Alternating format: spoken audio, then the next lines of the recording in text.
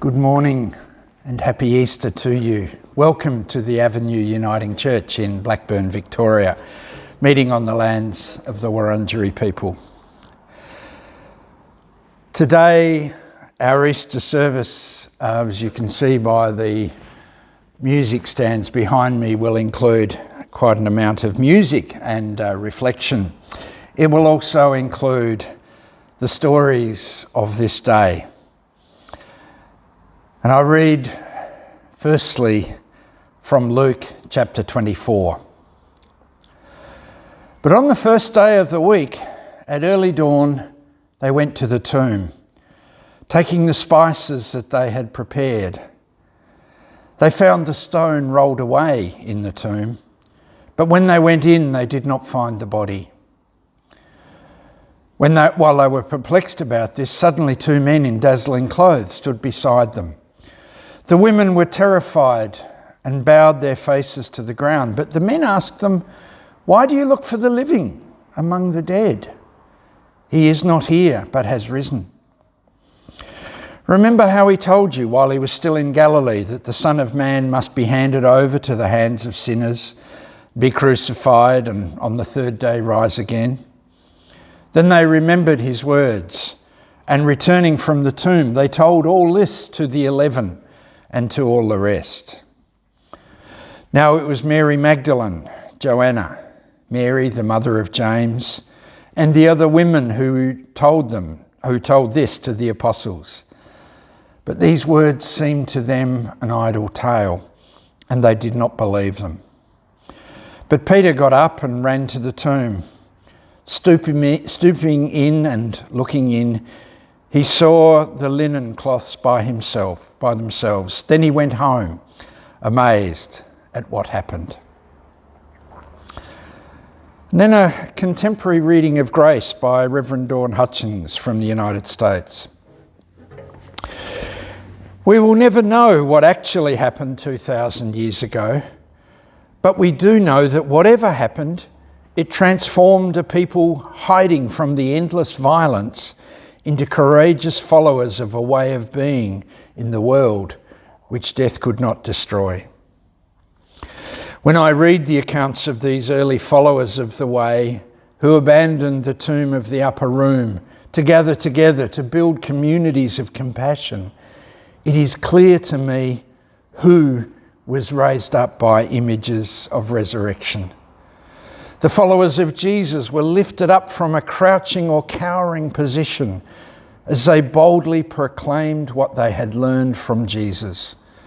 The followers of Jesus stood up and got on with the business that was begun by him.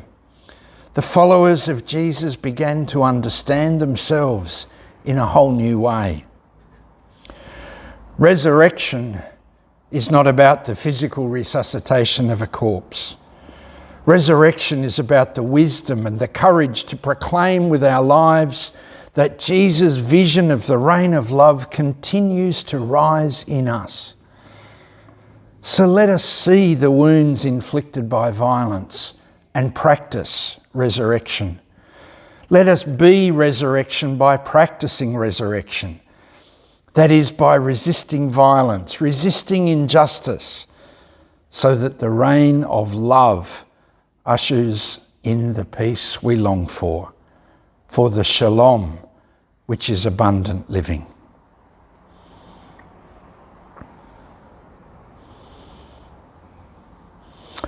I share those words because they hold great meaning for me and make a whole lot of sense.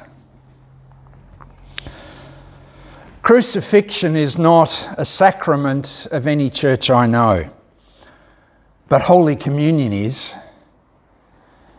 Why one and not the other, do you think? Does it matter? And what's a sacrament anyway? Last question first. Sacraments are mysteries. They are signs of the sacred life and activity of God's Spirit present in our midst today. They're also practices that people of faith do together to help us be present to that sacredness in life and work. People think about God in all kinds of ways and language, but I think that's a pretty good definition for now if we want one. In a formal sense, the churches of our particular tradition practice two sacraments, baptism and Holy Communion. Other traditions have other sacraments alongside those two. But if we think about a sacrament as something we do, it makes sense to me that we don't include crucifixion for very obvious reasons. But it goes deeper than that. I don't believe that crucifixion is in any way a revelation of God's grace. It is an act of human brutality and violence and a completely human invention. Nothing to do with God. When we remember Jesus' death by crucifixion, we honour that he was more willing to die than to be silent about the love and the way of God in the world. And we did just that on Friday, in telling some of the stories that meant the powers that be wanted to be rid of him, no matter what. But we should be clear. Death by crucifixion was an act of violence imposed on Jesus by state and religious authorities, not by God. If the cross stands as a symbol of that, let it be because it reminds us of the courage and the faithfulness of Jesus to meet violence with compassion and grace. And let it be because the cross stands empty. Its stark message of fear and power is overcome by that same compassion and grace.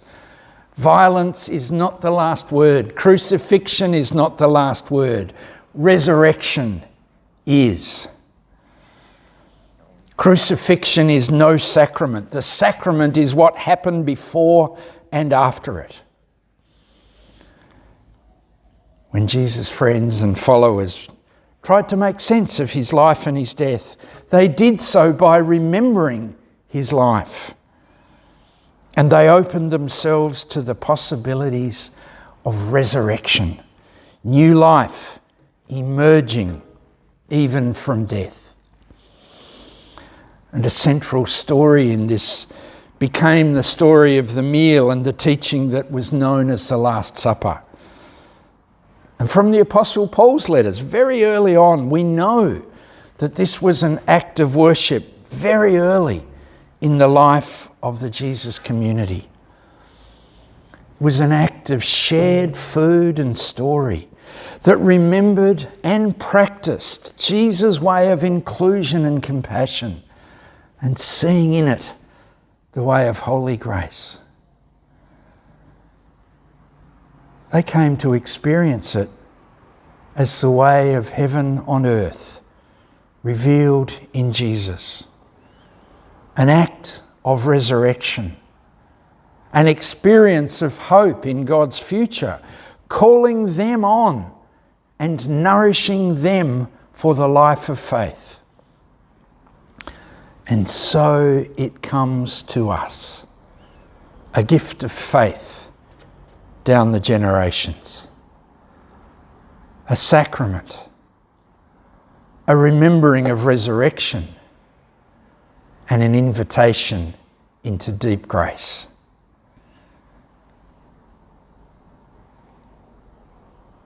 May it be just that. Each time we break bread together, each time we remember the stories of life out of death, of hope out of fear and despair, of love over hate, may it be a sacrament of life and of resurrection. Amen.